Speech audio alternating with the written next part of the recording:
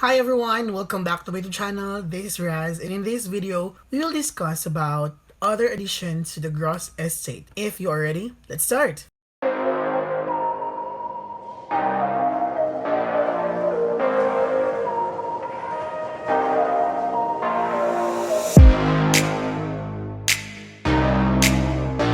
So in our other videos, in our past video, we have discussed some items which are still included in the gross estate but physically are not in the hands of the decedent.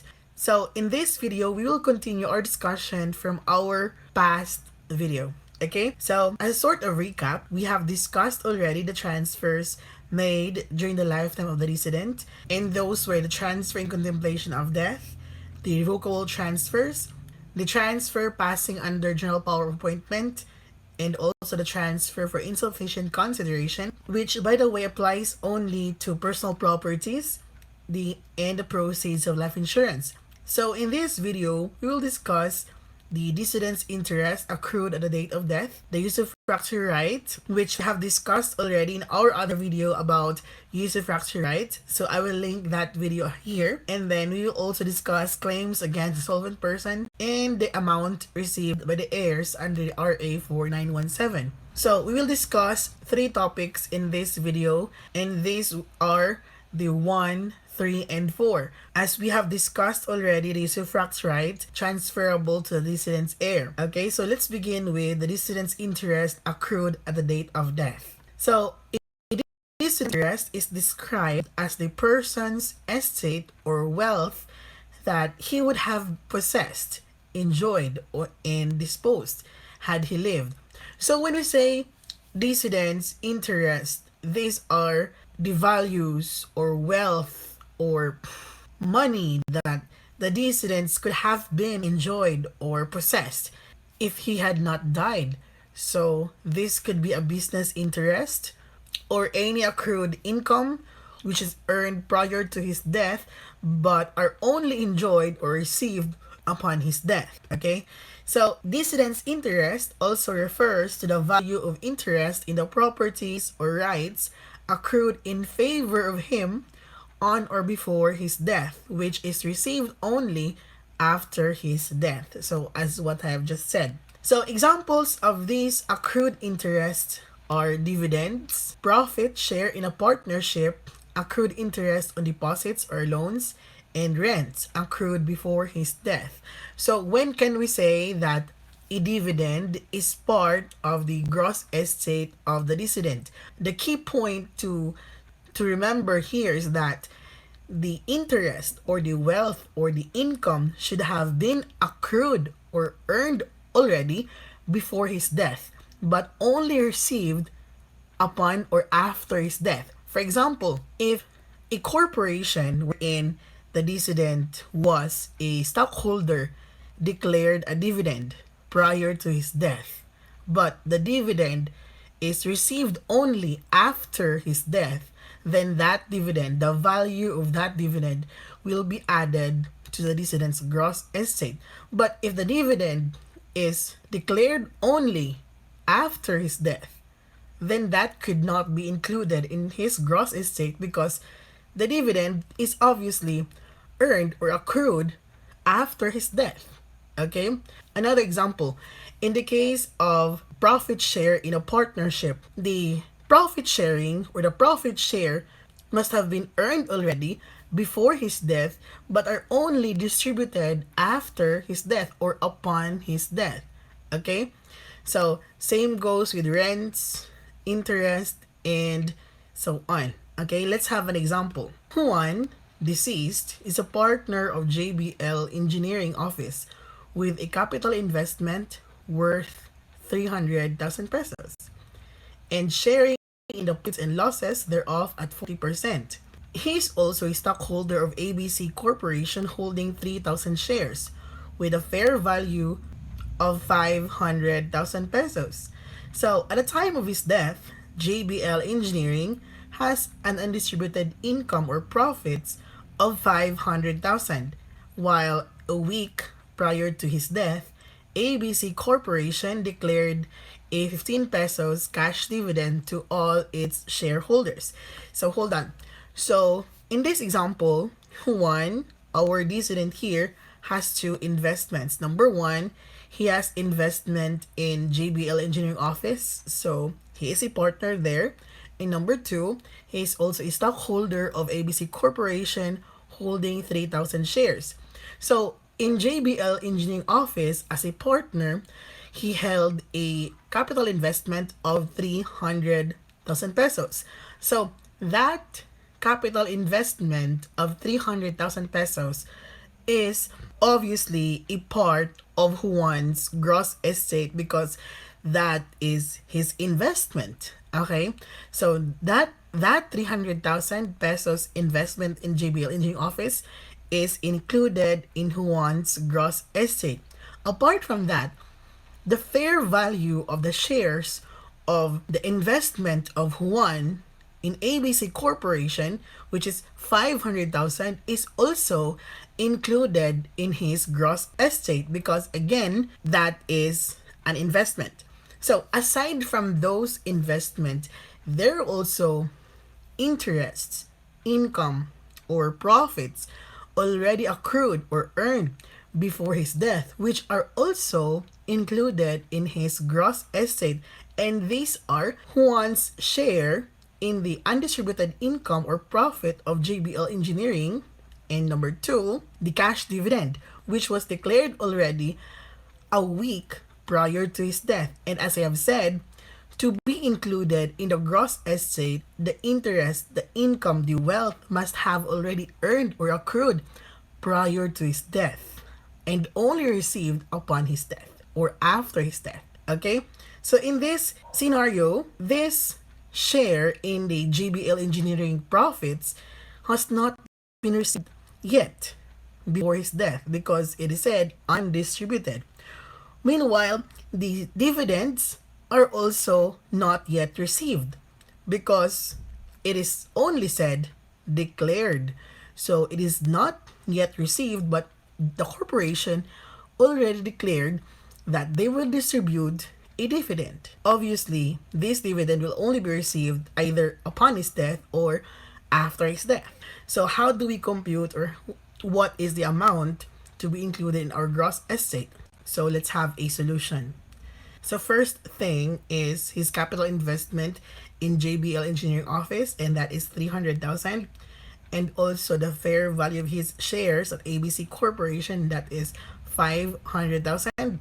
And aside from these investments, he also had interest accrued, and those are the share in the GBL's profit, which is 40%, by the way. As stated in the problem, Juan shares 40% in the profit and losses of the partnership. Therefore, 500,000 times 40%, that is 200,000.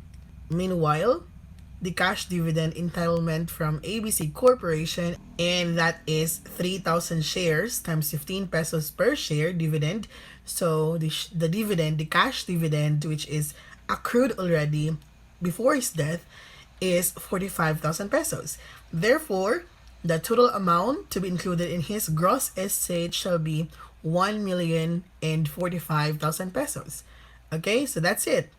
Now let's go to the other item which are still added or included in our gross estate. So we have here the claims against insolvent persons. When we say claims, these claims refer to the receivables left with the decedent, which the court found the related debtor insolvent. To put it simple, there will be times wherein the decedent, prior to his death, would lend or would let someone borrow money from him, and that collectible still becomes collectible even after his death. Okay, so those are claims. Those are receivables or collectibles which are left uncollected prior or upon his death. There could be several reasons why the receivables are still receivables even after or upon his death, because probably the term of the loan or the receivable is long term, and it's just that the decedent had not survived or had not lived that long enough to collect the receivables. Hence, they are still receivables. Okay, so these claims against solvent persons are receivables which are concluded or found by the court itself that the related debtor or the borrower of such loan or money is insolvent. Again, there must have been a court resolution that this person is really insolvent. It is not just a mere rumor or suspicion. For insolvency, it must be proven that this person is really insolvent. So, a claim against an insolvent person must be reported or must be added as part of the decedent's gross estate in full amount. Meanwhile, since the persons borrowing that money or who owed that money is determined to be insolvent, then this amount could also be deducted from the gross estate. So later on in our discussions, in our future videos about deductions in the gross estate, we will discuss how these claims against insolvent persons are deducted from the gross estate. But always remember, the full amount of such claims must be added in our gross or in the decedent's gross estate. Okay? So let's have an example. Juan lent money to Maria, an amount of 1 million pesos, as a result of her promise to pay him in 3 years' time. So that's long term.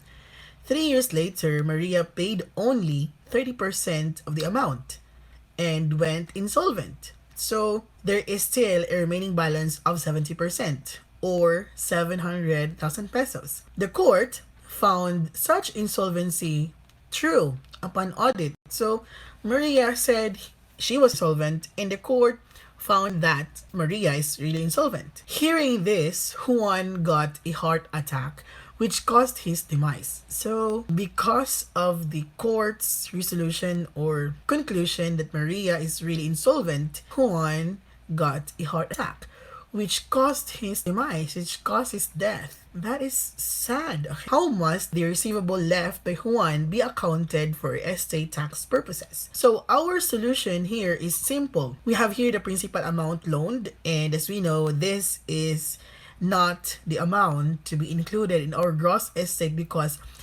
a portion of that 1 million was already paid, and that was 30%. Okay, so there was already a payment. Therefore, the unpaid balance of 700,000 will be added to Juan's gross estate. Okay? For the gross estate computation, this amount will be added, but later on, when solving or when claiming deductions against the gross estate, this same amount will also be deducted. So the purpose of adding this in the gross estate and deducting it from the gross estate is to report or to account the proper wealth or the proper value of one's gross estate. Okay? So the unpaid balance of 700,000 is treated as claim against insolvent person and is therefore added in Juan's gross estate. Should there be any interest accrued prior to his death which are also left unpaid, shall likewise be added as such. So if aside from this 700,000, the loan retains an interest of certain percent, then those accrued interest prior to his death are also added in his gross estate. The amount may also be deducted later on in the computation of his taxable estate. Okay? And the third, we have the amount received under RA 4917. So what is this RA 4917? The RA 4917 is an act providing that the retirement benefits of employees of private firms shall not be subject to attachment, levy, execution, or any tax whatsoever. So the Republic Act number 7 is basically an act providing or saying that the retirement benefits received by employees are not subject to attachment, levy, execution, or any tax. That's it. Okay? But to give you the idea of what is in that law, okay, so here's the content. The retirement benefits received by the officials and employees of private firms, whether individual or corporate, in accordance with a reasonable private benefit plan maintained by the employer, shall be exempt from all taxes and shall not be liable to attachment, garnishment, levy, or seizure by or under any legal or equitable process whatsoever, except to pay a debt of the official or employee concerned to the private benefit plan, or that arising from liability imposed in a criminal action. Okay, so why do we have this kind of law? Actually, in substance, the main reason why we have this provision in our law is that the retiring employees or official of any private firms, or of course they are old already and they have exhausted already their younger years for work and they need to retire and have a comfortable life. So the law provides this provision because the law wants these persons, these officials, these employees to enjoy the life after their service. Okay?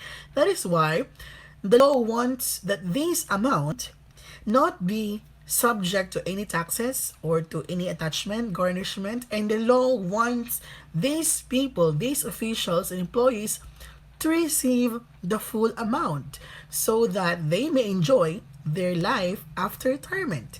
Okay, however, there's a catch.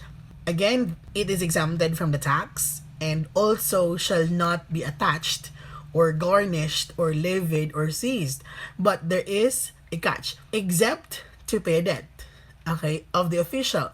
So, for example, if this official or employee has an existing debt from a bank or from other institution and this retirement benefits was allotted as a payment to that debt, then that could be valid, okay? Or that arising from a liability imposed in a criminal action. Okay, so those are the exceptions that this retirement pays or the retirement benefits may be paid to this debt. But for taxes, as garnishment, as attachment, the retirement benefits cannot be subject to, provided that the retiring official or employee has been in the service of the same employer for at least 10 years and is not less than 50 years of age at the time of his retirement.